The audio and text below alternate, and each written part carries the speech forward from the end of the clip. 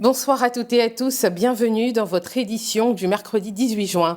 Au sommaire aujourd'hui, la journée internationale de lutte contre les discours de haine. Focus sur une initiative citoyenne portée par de jeunes Ivoiriens à Abidjan.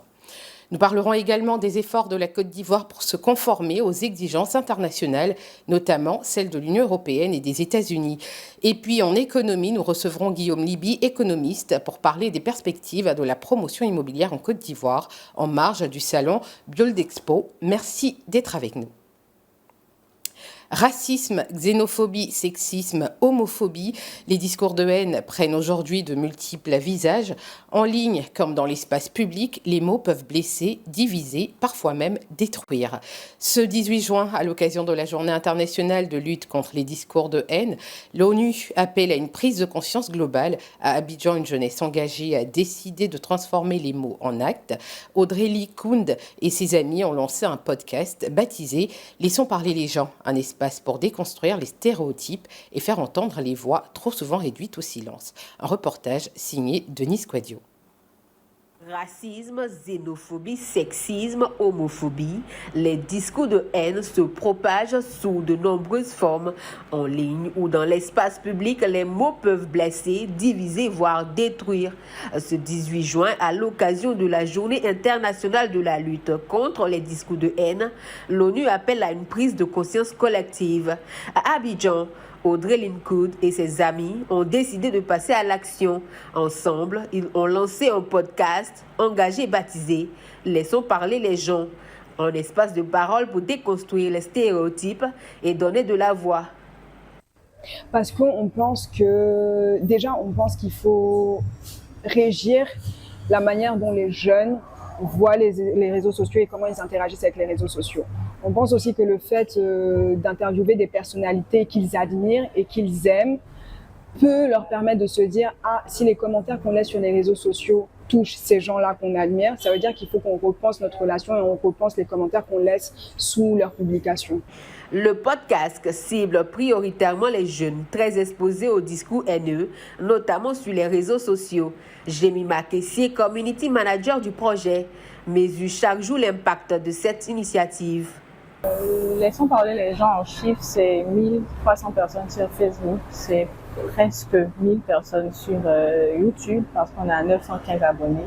C'est 200 personnes sur Instagram et on est pratiquement à 7000 personnes sur TikTok.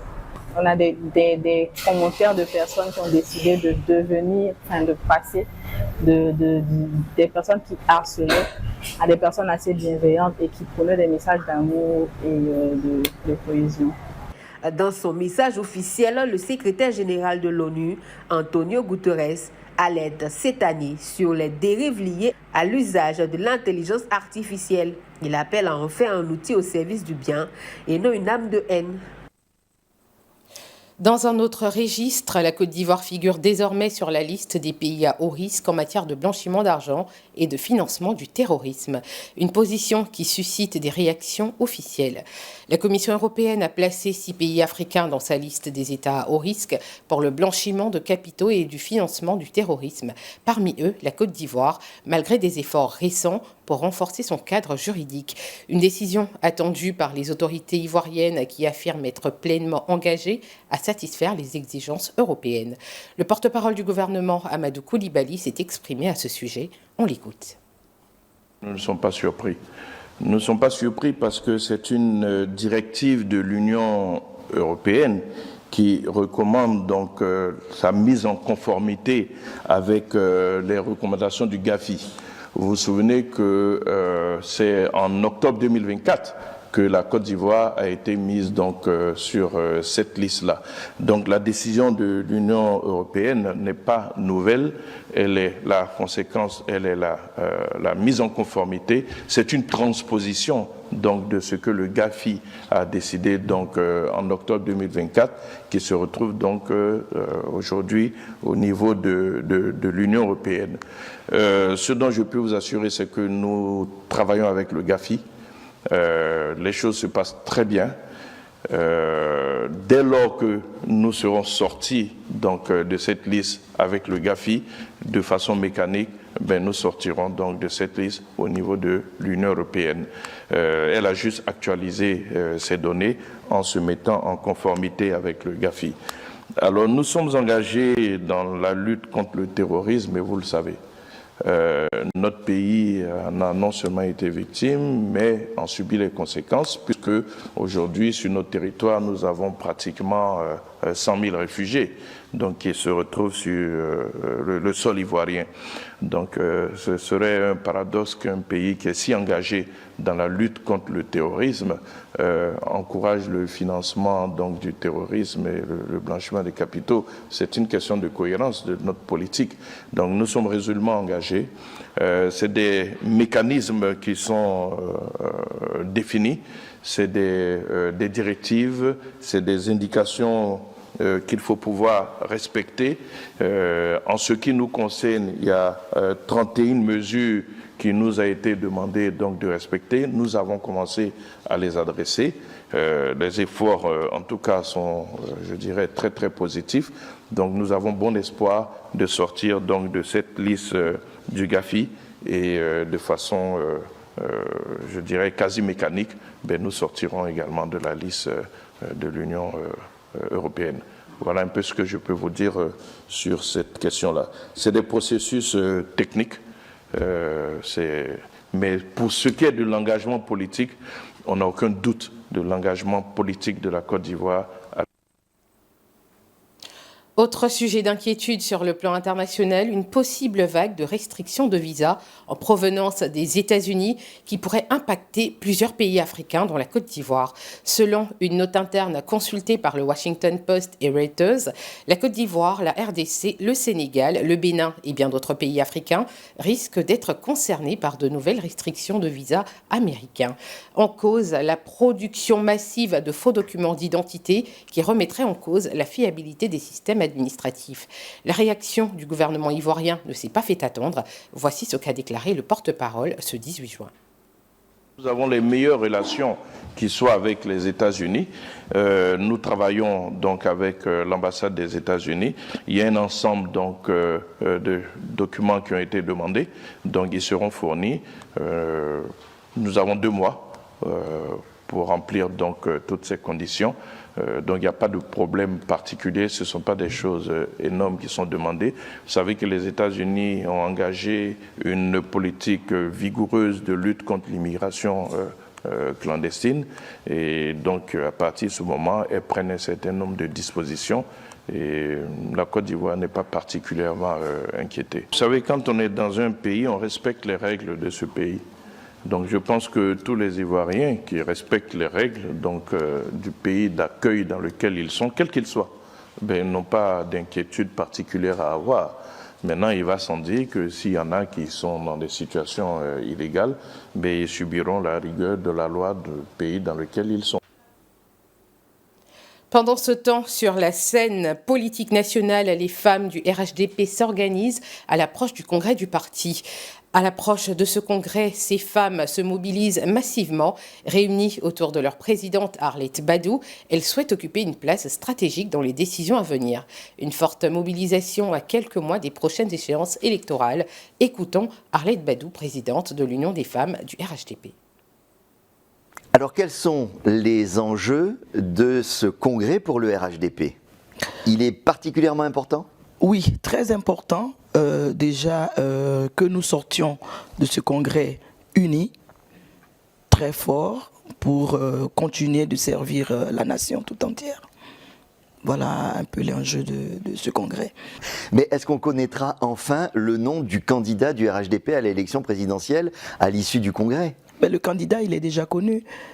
Tous les militants, à travers les pré-congrès, à travers les cérémonies d'hommage, à travers les femmes, les jeunes et la haute direction, on a déjà proclamé le candidat. Le candidat, c'est le président Alassane Ouattara.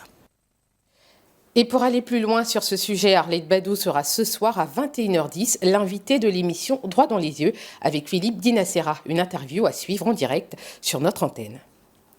Autre secteur en tension, le foncier.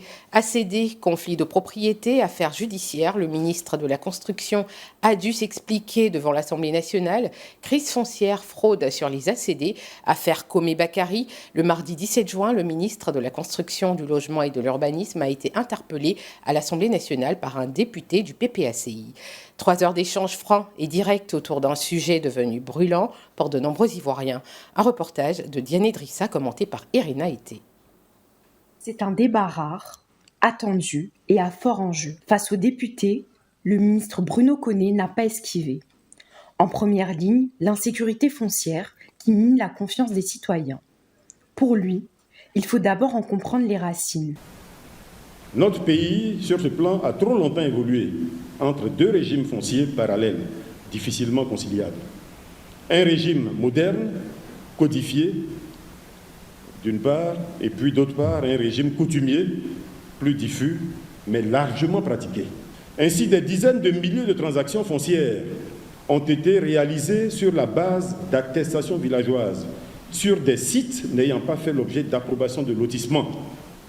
Des transactions ont été réalisées sans ancrage légal formel, souvent sans enquête préalable, sans vérification croisée et sans publicité.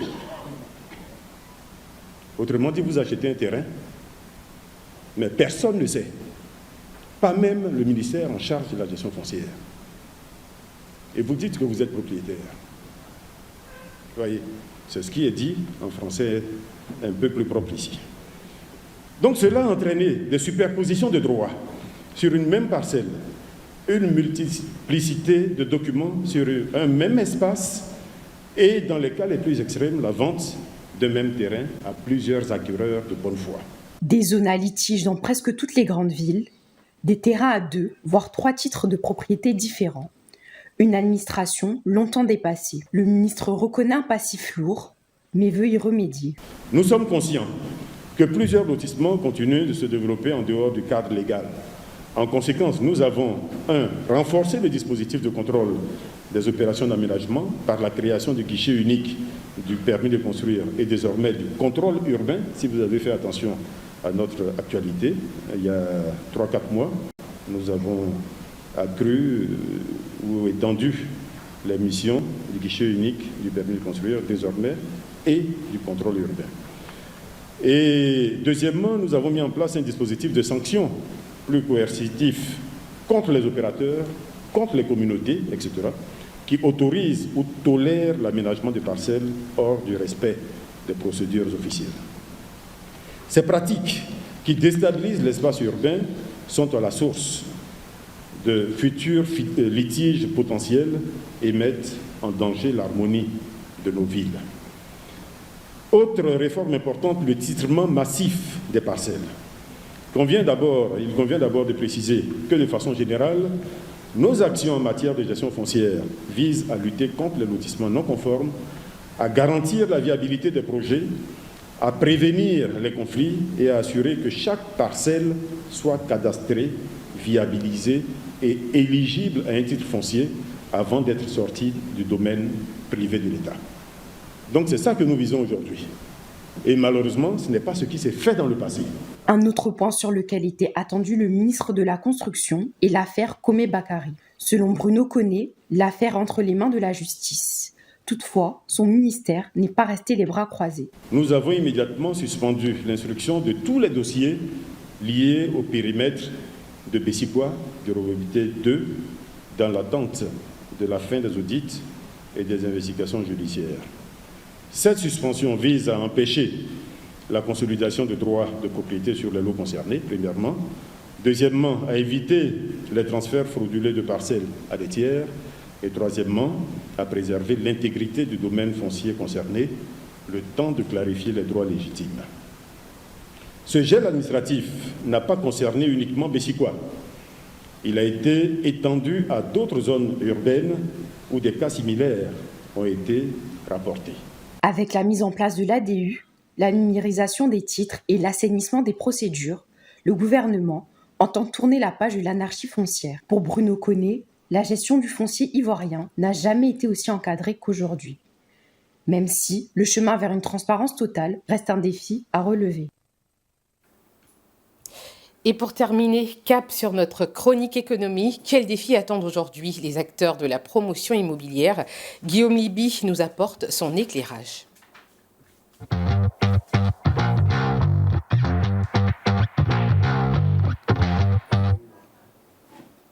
Bonsoir Monsieur Liby. Bonsoir. Bienvenue, toujours un plaisir de vous recevoir. Oui, je suis très heureux d'être là aussi.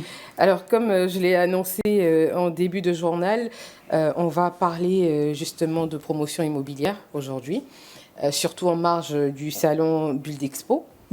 Alors, les principaux obstacles financiers auxquels sont confrontés en général les promoteurs immobiliers en Côte d'Ivoire? Alors, merci. Disons que le secteur de l'immobilier lui-même, il faut rapidement faire un tour de la question. Vous savez, c'est une chaîne de valeur qui, de mon point de vue, basée sur trois axes. Premièrement, le foncier rural, le foncier urbain, et ensuite ce qui est fait de la transformation donc, de ce foncier urbain, c'est-à-dire les usages. Voilà, les usages qui sont faits donc, du foncier urbain. Voilà, donc, et le problème que nous avons, et donc, là, pour répondre vraiment à votre question, sur les challenges, c'est que le foncier rural qui a été transformé donc, en foncier urbain sous le poids de l'urbanisation. Voilà. Sous le poids de l'urbanisation, ce qui fait que donc, la Côte d'Ivoire est un pays relativement urbanisé, particulièrement à Abidjan, qui compte près de 7 millions, donc le Grand Abidjan qui compte près de 7 millions d'habitants, et où on a un ratio de population sur le kilomètre carré de 1820, alors que dans le reste de la Côte d'Ivoire, nous sommes à 112 personnes pour 1 kilomètre carré. Donc, je dis, il y a une concentration donc, sur Abidjan qui fait qu'effectivement, vous avez beaucoup de challenges, notamment la surchauffe qu'il y a donc sur le marché donc, de l'immobilier. Alors donc, ça implique effectivement des conséquences, notamment vous avez parlé donc disons, des challenges. Bon, les difficultés, c'est que, premièrement, il faut que le promoteur immobilier ait une base clientèle solvable.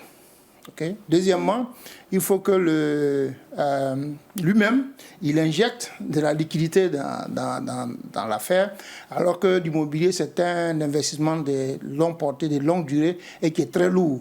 Ensuite, il faut qu'il se fasse accompagner par une banque qui va accepter donc de financer donc la promotion. Donc ça aussi, c'est pas toujours évident. Donc vous avez trois facteurs qui ne sont pas toujours bien additionnés, notamment donc la solvabilité de la clientèle, l'injection de liquidités importantes par le promoteur lui-même et donc l'accompagnement bancaire. Par les banques. Voilà. Alors justement, comment le secteur bancaire aujourd'hui soutient le financement des projets immobiliers en Côte d'Ivoire? Alors, j'ai un ami qui s'appelle Mohamed Ouattara qui vient d'écrire un livre récemment sur l'immobilier et qui a démontré effectivement que le secteur bancaire a fait de gros efforts. Parce que l'accompagnement, le volume brut donc, des financements qui ont été accordés par le secteur bancaire au secteur de l'immobilier est passé de 38 milliards à 515 milliards sur une période de 10 ans. Mais je pense qu'on peut faire mieux. L'une des idées ou bien l'une des méthodes que les banques peuvent utiliser, c'est de rallonger le délai de remboursement. Parce que lorsque vous rallongez le délai de remboursement, vous permettez donc à l'acquéreur d'avoir moins de pression sur sa trésorerie. Ça, c'est la première des choses. Donc, à partir du moment où vous avez moins de pression sur la trésorerie, beaucoup d'autres personnes peuvent être qualifiées pour donc avoir donc accès donc à ces prêts-là. Et cela est d'autant plus facile, je dirais faisable, parce qu'aujourd'hui, dans l'UEMOA, on a une institution qui est donc la Caisse régionale de refinancement donc des crédits hypothécaires, qui refinance les prêts des banques. Vous voyez? Donc, lorsque, par exemple, vous prenez de l'argent avec moi pour construire votre maison, moi, je suis la banque, par derrière, je vends cette créance-là à cette institution-là.